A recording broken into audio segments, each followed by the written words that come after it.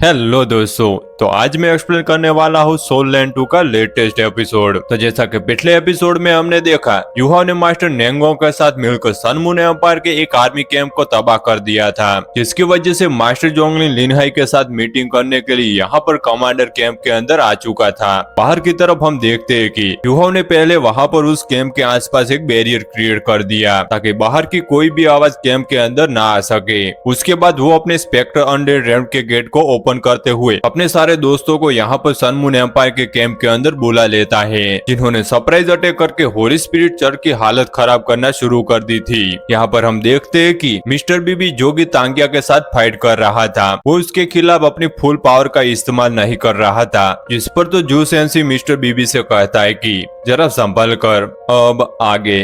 तो next episode की शुरुआत यहाँ पर बिल्कुल उसी सीन से शुरू होती है, जहाँ पर जू सेंसी मिस्टर बीबी से कह रहा था कि तांगिया इस वक्त इविल एनर्जी के कंट्रोल में है। तुम अगर उसे जगाना चाहते हो तो पहले उसे हराकर श्रेक अकेडमी ले जाओ, वहाँ पर हम उसे जगा देंगे। इस तरह से खुद की जान को खतरे में मत डालो। जो सुनकर तो मिस्टर बीबी ने फौरन से अपने master soul to body technique को एक्टिवेट कर दिया था, जिसकी वजह से मिस्टर बीबी तो काफी कूल तरीके से ट्रांसफॉर्म हो गए, जिसकी वजह से उसकी बॉडी के आसपास गोल्डन लाइटनिंग आ जाती है और वो अब जाकर मिस टांगिया के साथ फाइट करने लगा। जहाँ पर मिस टांगिया अपने मन में कह रहे थे कि इस लड़के की यह लाइटनिंग पावर मुझे सरप्राइज कर रही है, मुझे जल्दी से जल्दी इसे हराना होगा। दूसरी तरफ हम देखते हैं कि मिस्टर बेबी अपने fifth soul skill dragon emperor breaking evil technique को एक्टिवेट करके फौरन से टांगिया पर हमला कर देता है, जिस स्पिरिचुअल ड्रैगन से हिट होते हुए मिस टांगिया उड़ते हुए पीछे की तरफ गिरने लगी। साथ ही साथ हवा में हम देखते हैं कि उसने फौरन से अपने blue silver grass overlord spear को एक्टिवेट कर लिया था, ताकि वो इसका इस्तेमाल करते हुए मिस्टर बीबी पर हमला कर सके। ये देखकर तो जूजेंसी मिस्टर बीबी के लिए परेशान हो गया, लेकिन दूसरी तरफ मिस्टर बीबी जूजेंसी से कहता है कि फिक्र मत करो, मुझ पर भरोसा रखो,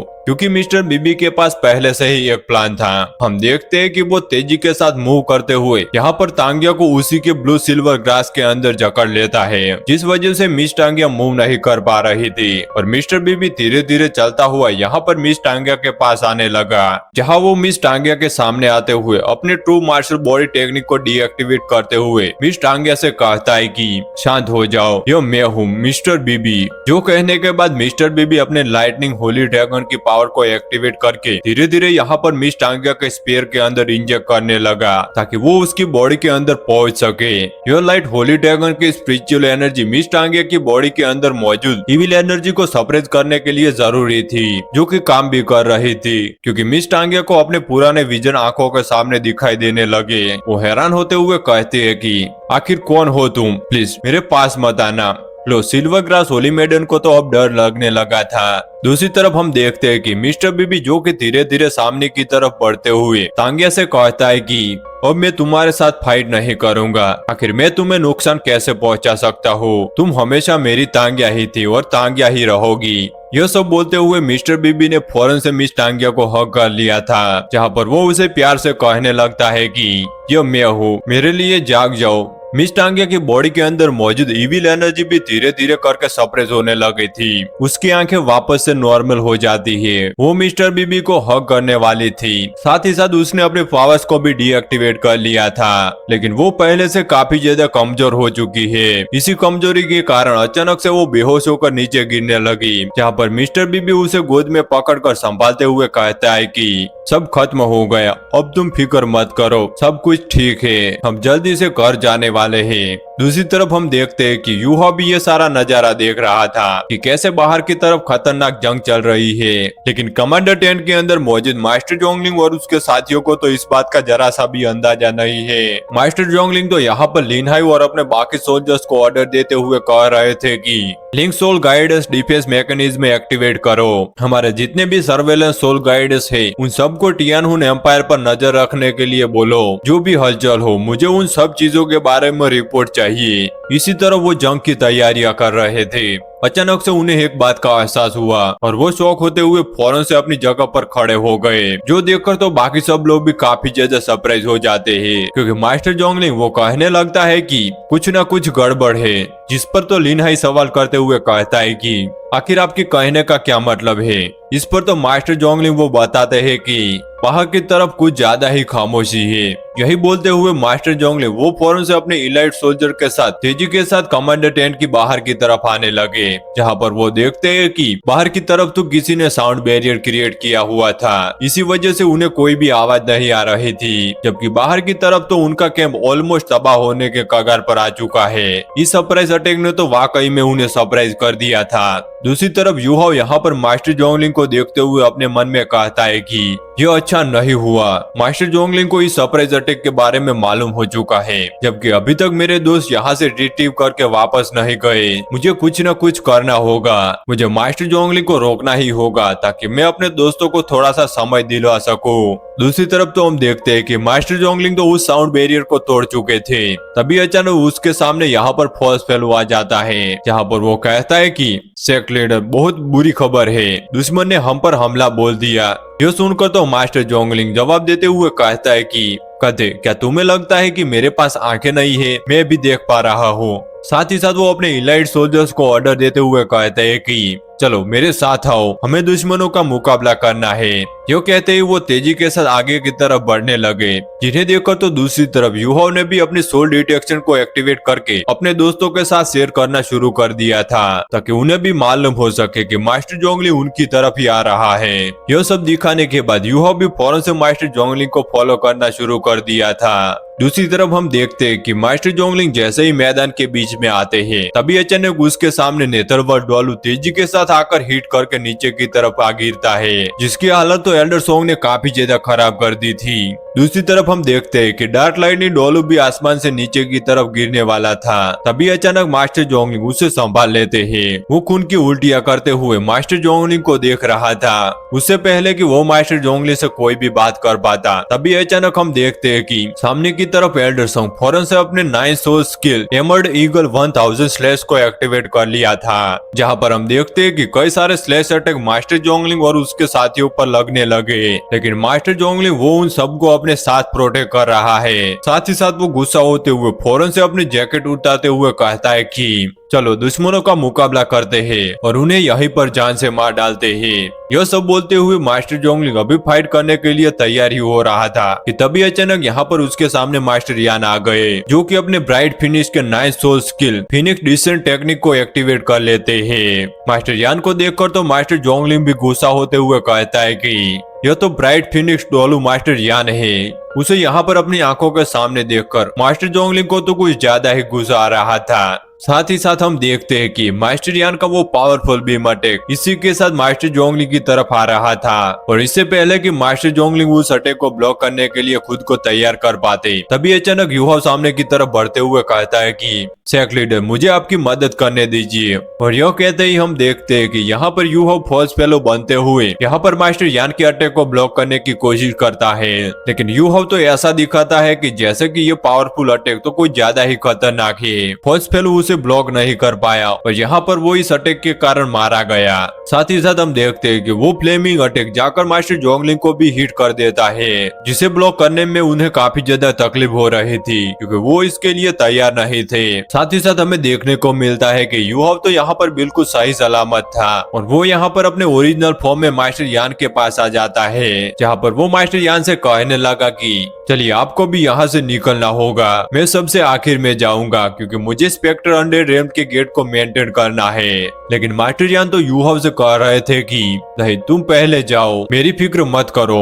यूहाओ तो मास्टर यान के लिए फिक्रमंद हो रहा था, लेकिन एल्डर सोंग यूहाओ से कहती है कि फिक्र मत करो, मास्टर यान पर भरोसा करो, वो एक सुपर डोलू है। जो सुनकर तो यूहाओ भी एल्डर सोंग की बात मानते हुए अपने साथियों के साथ फौरन से स्पेक्टर अंडर रेम के गेट के अंदर चला गया। पीछे की तरफ हम देखते हैं कि मास्टर यान और एल्डर जोंगलिंग वो दोनों ही अपनी पूरी ताकत का इस्तेमाल करते हुए एक दूसरे के साथ टकरा गए थे, जिस वजह से वहाँ पर एक बहुत ही बड़ा खतरनाक एनर्जी ब्लास्ट हुआ, जिस एनर्जी ब्लास्ट के इफेक्ट के कारण मास्टर यान और मास्टर जोंगलिंग वो दोनों ही पीछे की तरफ धकेले गए थे। मास्टर यान जैसे ही संभाल कर खड़े होते हैं तभी अचानक वो देखते हैं कि सामने की तरफ से 6 इलाइट वॉरियर तेजी के साथ उन्हीं की तरफ हमला करने के लिए आ रहे हैं। लेकिन यहाँ पर मास्टर यान जरा सा भी परेशान नहीं होते, वो काफी आसानी के साथ 4 वॉरियर्स के अटैक को डॉज करके तेजी के साथ हवा में आ गए। तभी बाकी के 2 वॉरियर्स ने यहाँ पर अपनी चेंज क्रिएट करते हुए तेजी के साथ मास्टर यान पर हमला करते हुए उन्हें दोनों हाथों से जकड़ने की कोशिश की। लेकिन मास्टर यान ने तो काफी आसानी के साथ उन दोनों को किक करके पीछे की तरफ पटक दिया था। ये सब कुछ ऊपर से मास्टर जोंगलिंग और साथ ही साथ जेंगपेंग भी देख रहा था। इसलिए हम देखते हैं कि जेंगपेंग भी अपने साथियों की मदद करने के लिए तेजी के साथ नीचे की तरफ आते हुए यहाँ पर मास्टर यान पर हमला करने लगा, जिसके पंजे को अपने बहुत ही करीब से डॉज करते हुए मास्टर यान कह रहा था कि काफी अरसा हो गया स्कॉर्पियन टाइटर डोलू जेंगपिंग तुमसे मिले हुए। इसी के साथ जेंगपिंग और मास्टर यान के दरमियान यहाँ पर काफी खतरनाक फाइट होना शुरू हो गई थी, जहाँ पर हम देखते हैं कि जेंगपिंग का साथ यहाँ पर उसके इलाइट वॉरियर्स भी दे रहे थे। लेकिन मास्टर यान यहाँ पर अपने सेक्रेट फ्लेम टेक्निक का इस्तेमाल करते हुए वहाँ पर एक बहुत ही बड़ा ब्लास्ट करके उन सभी को पीछे की तरफ पटक देते हैं, जो करने के बाद वो आसानी के साथ लौटते हुए दोबारा से जेंगपिंग के सामने आ गए, जहाँ पर जेंगपिंग उनसे कह रहा था कि मास्टर यान मैं देख पा रहा हूँ कि तुम अपनी लिमिट पर पहुंच चुके हो, तुम ज्यादा देर तक हमारे सामने टिक नहीं पाओगे।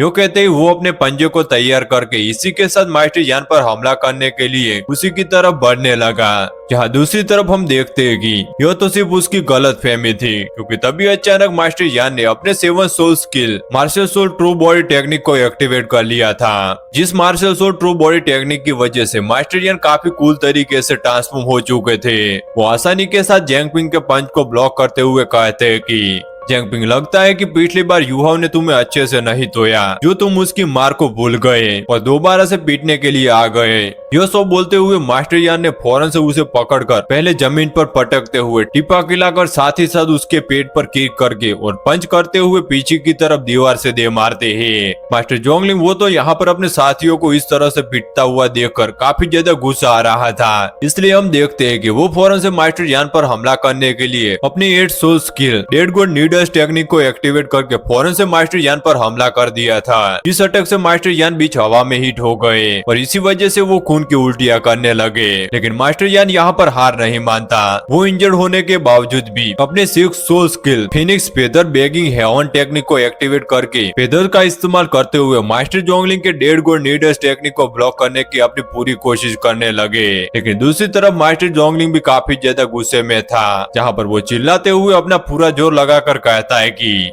यान चाऊ जी तुमने यह बिल्कुल भी अच्छा नहीं किया, मैं तुम्हें भी फॉल्स फेलू के पास पहुंचा दूंगा। जो कहते ही उन्होंने अपना पूरा जोर लगा दिया था और इसी वजह से हम देखते हैं कि वहाँ पर एक बहुत ही बड़ा ब्लास्ट हो जाता है। मास्टर यान डेड गॉड नीडल से दोबारा शहीद हो गए थे। वो इस अटैक के कारण बहुत ही बुरी तरीके से इंजर्ड हो चुके थे, जख्मों से लथपथ वो अपने पैरों पर खड़े थे, जहाँ पर हम देखते हैं कि मास्टर जोंगलिंग और उनके साथियों ने चारों तरफ से उन्हें घेर रखा था। इसीलिए मास्टर जोंगलिंग मास्टर यान से कहने लगता है कि हार मान लो, तुम ऑलरेडी मेरी डेड गॉड नीडल से हिट हो चुके हो, तुम यहाँ से जिंदा बचकर नहीं जा सकती। यह सब बोलते हुए वो यहाँ पर अपने इलाइट सोल्जर को मास्टर यान पर हमला करने के लिए बोल देता है। दूसरी तरफ हम देखते हैं कि जख्मी हालत में मौजूद मास्टर यान यहाँ पर गहरी सांसें लेते हुए कह रहा था कि जब मैंने पीछे रुकने का फैसला किया था तब भी मेरा यहाँ से जिंदा जाने का कोई भी इरादा नहीं था। अगर मैं मरने वाला हूँ तो मैं तुम सब लोगों को भी अपने साथ लेकर मरूंगा। ये सब कहते ही वो गुस्से के साथ चिल्लाते हैं, जहाँ पर उनकी बॉडी से एक अजीब सी एनर्जी फ्लेम निकलने लगी। हम देखते हैं कि यहाँ पर मास्टर यान ने अपने एक सोल स्किल को एक्टिवेट कर लिया था, जहाँ पर उनकी पिरामिडियल फिनिश फ्लेम उनकी बॉडी को कवर करके जला रही थी और उनका ऑरा किसी फ्लेम में कन्वर्ट हो चुका था। जो देखकर तो मास्टर जोंगलिंग भी सरप्राइज होते हुए कहता है कि आखिर ये आदमी क्या पागल हो चुका है जो इसने अपनी बॉडी को फ्लेम में जलाना शुरू कर दिया। दूसरी तरफ हम देखते हैं कि ऐसा करने की वजह से मास्टर यान को कुछ देर के लिए बूस्ट मिल चुका था और वो तेजी के साथ टेलीपोर्ट होते हुए फौरन से यहाँ पर जेंगपेंग के पीछे आ जाते हैं, जहाँ उन्होंने जेंगपेंग को एक पावरफुल पंच करके नीचे की तरफ पटक दिया। साथ ही साथ वो अपने 4 soul skill blazing judgement flame का इस्तेमाल करके यहाँ पर जेंगपिंग पर हमला कर देते हैं। लेकिन उस ब्लेजिंग जजमेंट अटैक को ब्लॉक करने के लिए यहाँ 2 इलाइट सोल्जर फौरन से जेंगपेंग के सामने आ गए थे, जहाँ पर वो एक बैरियर का इस्तेमाल करते हुए उस अटैक को ब्लॉक कर देते हैं। तभी अचानक हम देखते हैं कि दो और इलाइट वॉरियर मास्टर यान के पीछे भी पहुंच जाते हैं, जो कि सीलिंग बैरियर फॉर्मेशन बनाकर मास्टर यान को अंदर की तरफ जकड़ने की कोशिश कर रहे थे। यहाँ पर क्योंकि मास्टर यान चारों तरफ से फंस चुके थे और हर तरफ से इलाइट वॉरियर अपने बैरियर का इस्तेमाल करते हुए उन पर प्रेशर लगा रहे थे, तो इसी वजह से मास्टर यान अपनी जगह से हिल नहीं पा रहे थे। और क्योंकि पहले ही उन्होंने अपनी बॉडी को जलाकर कमजोर करना शुरू कर दिया था, तो इसी वजह से हम देखते हैं कि मास्टर यान की ब्राइट फिनिश की आंखों से आंसू आना शुरू हो गए थे, जो कि खून के आंसू थे, जबकि मास्टर यान की बॉडी भी एनर्जी प्रेशर की वजह से फटना शुरू हो गई थी। और आखिरकार हम देखते हैं कि यहाँ पर इन वॉरियर्स ने मिलकर यहाँ पर मास्टर यान को जान से मार डाला। मास्टर यान के मरने की वजह से वहाँ पर एक बहुत ही बड़ा एनर्जी ब्लास्ट हुआ, जो देखकर तो मास्टर जोंगलिंग और उनके साथी तो काफी ज्यादा खुश हो गए थे। मास्टर जोंगलिंग वो अपने मन में कह रहा था कि मैंने अपने एक एल्डर फोर्स फेलो की जिंदगी के बदले शेख अकेडमी के अगले मास्टर को जान से मार डाला। यह तो कमाल का सौदा हुआ।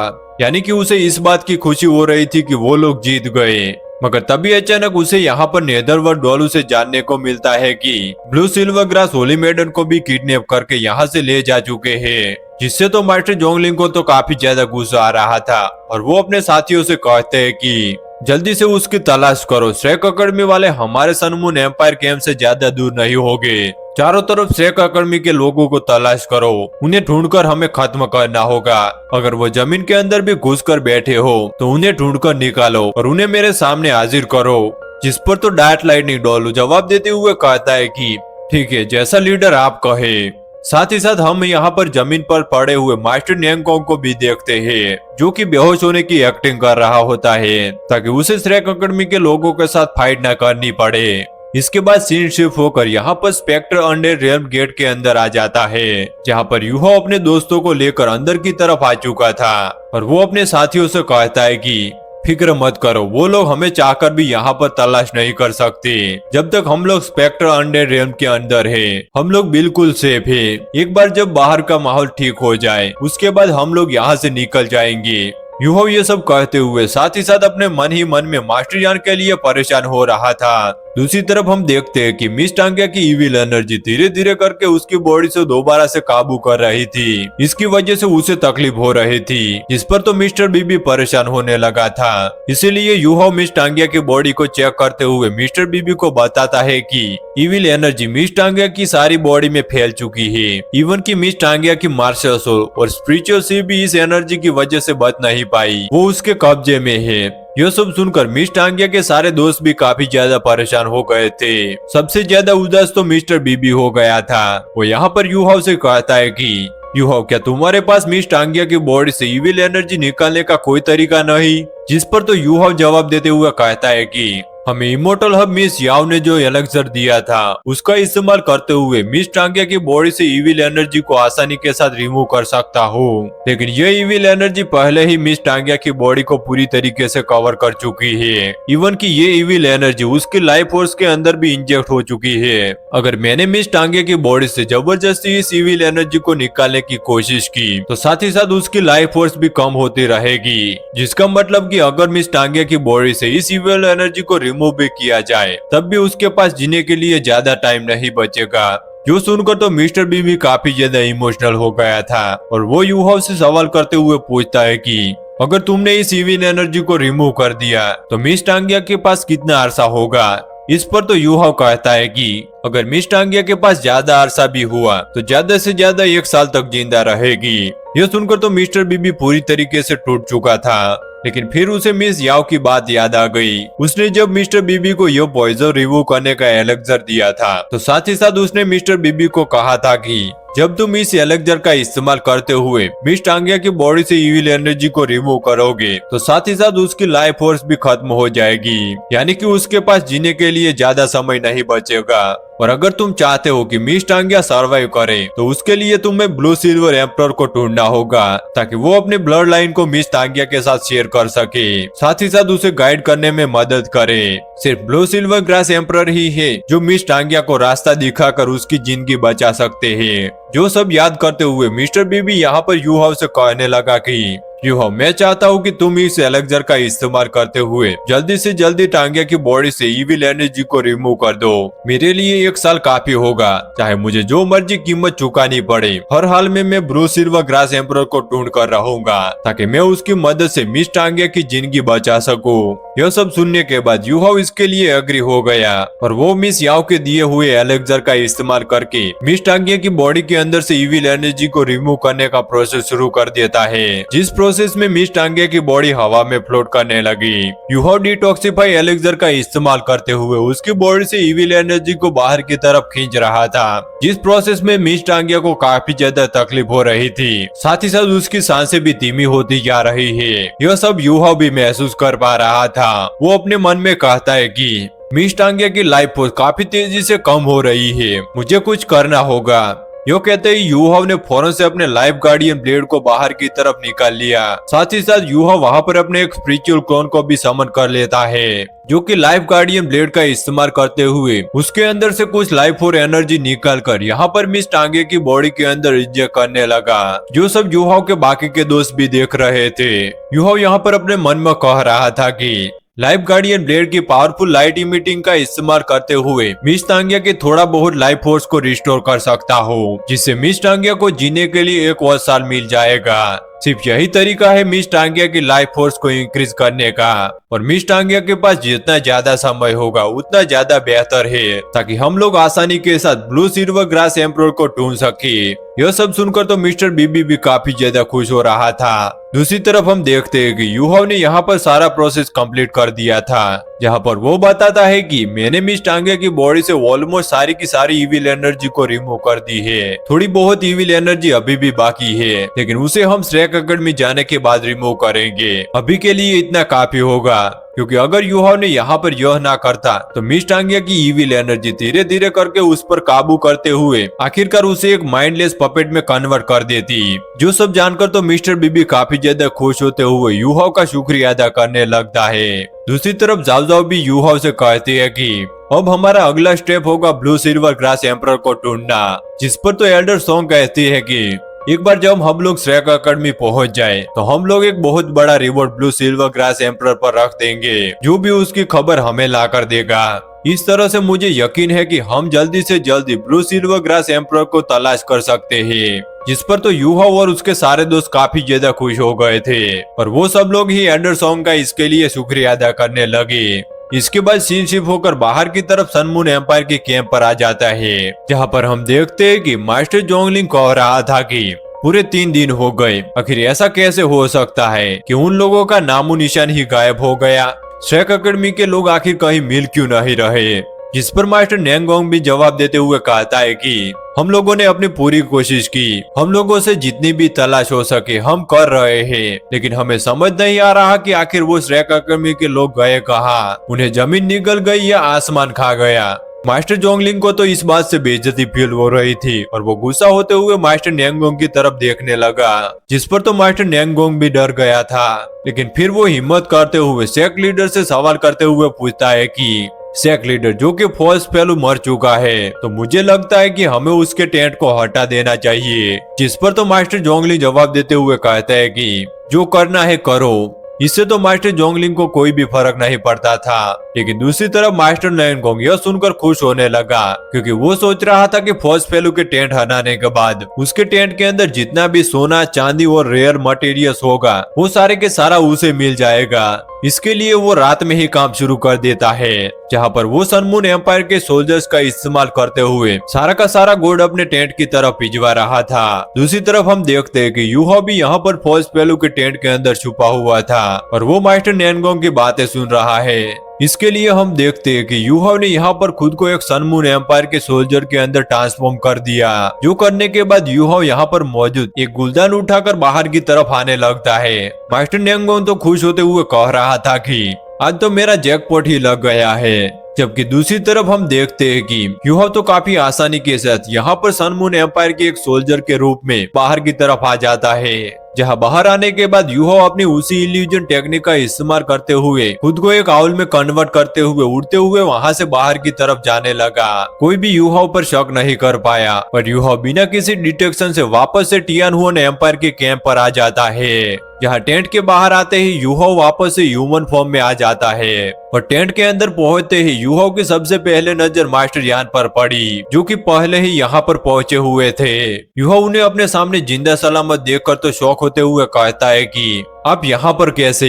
इस पर तो दूसरी तरफ मास्टर यान भी मुस्कुराते हुए जवाब देकर कहते हैं कि मैं श्रेक एकेडमी का डीन हूँ, आखिर तुमने मुझे क्या समझा था? मुझे कोई भी इतनी आसानी के साथ जान से नहीं मार सकता। एस्केप करने के मेरे पास कई सारे तरीके हैं। जो सब जानकर तो यूहाओ भी काफी ज्यादा खुश हो गया था, और क्योंकि यूहाओ यहाँ पर आ चुका है तो वो अपने स्पेक्ट्रल अनडेड रेल्म की गेट को भी ओपन करता है, जिसके अंदर से यूहाओ के दोस्त भी बिल्कुल सही सलामत से और वो भी धीरे धीरे करके बाहर की तरफ आने लगे। एंडरसॉन्ग बाहर की तरफ आते हुए खुश होकर कहते हैं कि हमारा ये ऑपरेशन रेस्क्यू पूरी तरीके से सक्सेसफुल रहा है। हम लोगों ने तांगिया को रेस्क्यू कर लिया है। दूसरी तरफ मास्टर यान भी यहाँ पर तांगिया के पास आते हुए उसे देखकर कहता है कि तांगिया की कल्टीवेशन ज्यादा सही दिखाई नहीं दे रही, हमें जल्दी से जल्दी उसे वापस से श्रेक एकेडमी लेकर जाना होगा, जिसके लिए ये सब लोग टियानलिंग एम्पायर के कैंप से बाहर की तरफ रवाना होना शुरू कर देते हैं। जाते जाते हम देखते हैं कि यूहाओ यहाँ पर प्रिंसेस वीना से कहता है कि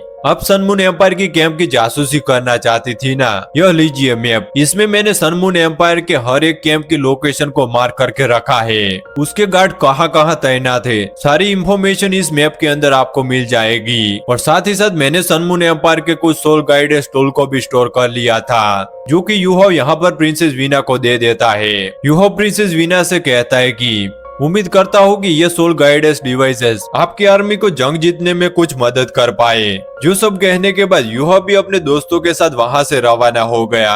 पीछे की तरफ प्रिंसेस वीना खुश होते हुए यहाँ पर यूहाओ का शुक्रिया अदा कर रही थी। साथ ही साथ वो यहाँ पर कहती है कि यूहाओ अपना ध्यान रखना।